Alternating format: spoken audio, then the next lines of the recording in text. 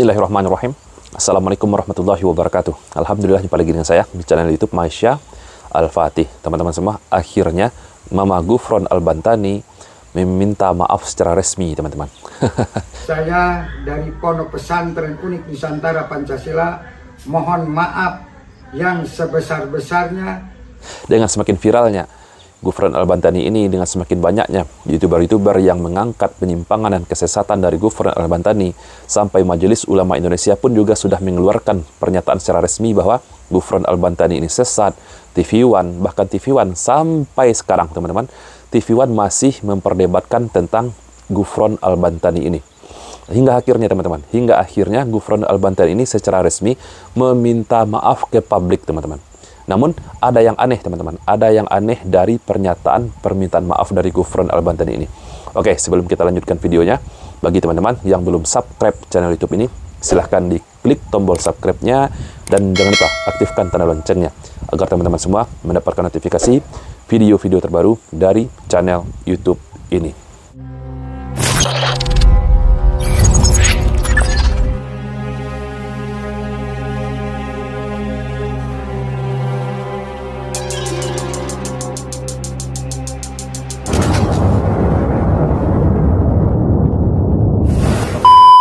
Oke, sahabatku semua, langsung saja mari kita simak bagaimana pernyataan permohonan maaf dari Ghufron Al-Bantani ini. Mari kita simak videonya. Assalamualaikum warahmatullahi wabarakatuh. Waalaikumsalam warahmatullahi wabarakatuh. Salam sejahtera. Salam sejahtera. Salam rahayu. Salam rahayu. Salam budaya. Salam budaya. Salam lintas agama. Salam lintas agama. Salam Indonesia. Salam Indonesia. Salam Nusantara. Salam Nusantara. Salam Pancasila. Salam Pancasila. Salam merah putih. Salam merah putih. Salam NKRI. Salam NKRI. Assalamualaikum warahmatullahi wabarakatuh. Banyak ya, teman-teman, banyak salamnya, tapi saya tidak dengarkan salam dari versi bahasa Suryaninya Mama Ghufron Al-Bantani ini. Sebetulnya cukup ucapkan Assalamualaikum warahmatullahi wabarakatuh saja, teman-teman. Karena ucapan salam ini sudah sangat-sangat sempurna, teman-teman. Kita simak lagi, teman-teman. Kita lanjutkan lagi video permintaan maafnya Ghufron Al-Bantani ini. Alhamdulillah wa syukurillah. Saya dari Pondok Pesantren Unik Nusantara Pancasila mohon maaf yang sebesar-besarnya atas viralnya framing video Pondok Pesantren Unik Nusantara Pancasila dari Sabang sampai Merauke. Mohon maaf yang sebesar-besarnya. Jadi, teman-teman, permohonan maaf dari Ghufron Al-Bantani ini bukanlah permohonan maaf atas kesesatan yang selama ini yang telah dia sebarkan ke publik, teman-teman. Yang telah dia sebarkan ke umat Islam.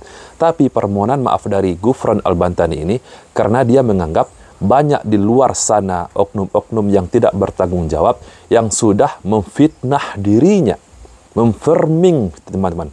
Dia katakan di sini kata-kata memframing. Artinya ada orang-orang yang dia anggap menggoreng atau memfitnah perkataan-perkataan dari Ghufron Al-Bantani ini, seperti berbicara dengan semut, berbicara dengan malaikat, memerintahkan hujan dan segala macamnya. Jadi itu semua dianggap oleh Ghufron Al-Bantani ini adalah sebagai framing, teman-teman. Oke, kita lanjutkan lagi. Dan dijelaskan oleh Ustadz Ubad Amirullah. Oh, dijelaskan juga. Oke, kita dengarkan. Bismillahirrahmanirrahim. Assalamualaikum warahmatullahi wabarakatuh. Waalaikumsalam warahmatullahi wabarakatuh. Salam rahayu, salam Pancasila. Salam Pancasila. Saya atas nama Ponpes Unik Nusantara Pancasila, Muhammad Abdul Ghufron, mengucapkan mohon maaf yang sebesar-besarnya kepada seluruh masyarakat Indonesia dari Sabang sampai Merauke atas banyaknya framing video yang beredar di media sosial. Nah, lagi-lagi dijelaskan sama Ustadz ini, dia minta maaf atas banyaknya framing video yang beredar di media sosial. Jadi permohonan maaf dari Ghufron Al-Bantani ini, dia bukan mohon maaf atas kesesatan ataupun penyimpangan yang selama ini yang sudah dia sebarkan ke seluruh umat Islam melalui media sosial. Tapi permohonan maaf yang dia sampaikan di sini, teman-teman, dia beranggapan di luar sana banyak yang memframing videonya, yang menggoreng videonya. Subhanallah. Oke, kita lanjutkan lagi. Yang jelas, Pondok Pesantren Unik Nusantara Pancasila saya ajarkan dengan ajaran yang berakidah Ahlussunnah wal Jamaah, Asy'ariyah Maturidiyah, dan mencintai Pancasila NKRI harga mati. Memberi motivasi kepada para santri dan jamaah agar bersungguh-sungguh dalam belajar agama dan mempunyai jiwa yang agamis dan nasionalis. Demi menjaga kemurnian kitab kuning serta merawat marwah nilai Pancasila serta kerukunan, persatuan, dan kesatuan. Oke, silahkan teman-teman yang berakidah Asy'ariyah atau Maturidiyah, silahkan tulis di kolom komentar. Apakah seperti ini orang yang berakidah Asy'ariyah ataupun Maturidiyah? Apakah seperti ini orang-orang Aswaja yang menyebutkan akidahnya Ahlussunnah wal Jamaah? Silahkan tulis di kolom komentar. Malang, 17 Juli 2024. Pengasuh Ponpes Unik Nusantara Pancasila Kiai Haji Muhammad Abdul Gufron Al-Bantani.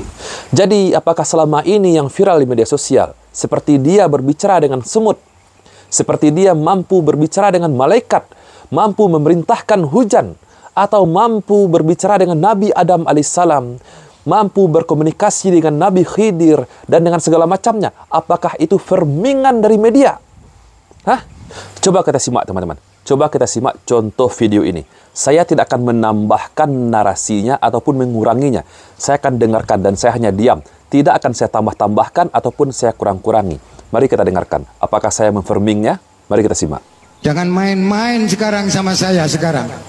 Wah, nanti Gufron dikeroyok. Keroyok, saya punya pasukan khusus. Apa? Para malaikat kuaing dimunculkan. Betul atau tidak?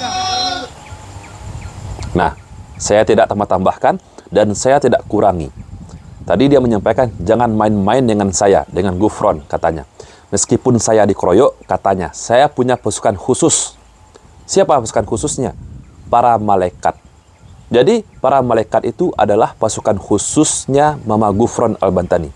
Padahal, teman-teman, kita tahu bahwa malaikat hanya tunduk dan patuh kepada perintah Allah.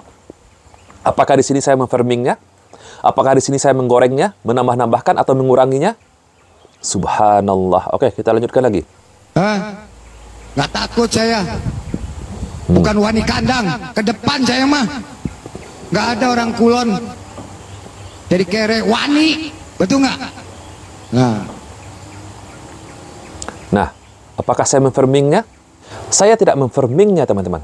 Tidak, saya tidak tambah-tambahkan, tidak saya kurangi. Tapi apa yang saya lakukan? Tapi saya membantah narasinya. Mustahil malaikat tunduk kepada Gufron Al-Bantani. Mustahil Gufron Al-Bantani ini memiliki pasukan khusus para malaikat. Ini kurang ajar. Ini perkara akidah, teman-teman. Kita semua harus tahu, seluruh umat Islam harus tahu bahwa Gufron Al-Bantani ini menyimpang dan sesat, menyesatkan, teman-teman. Tidak saya tambah-tambahkan, tidak saya kurang-kurangi.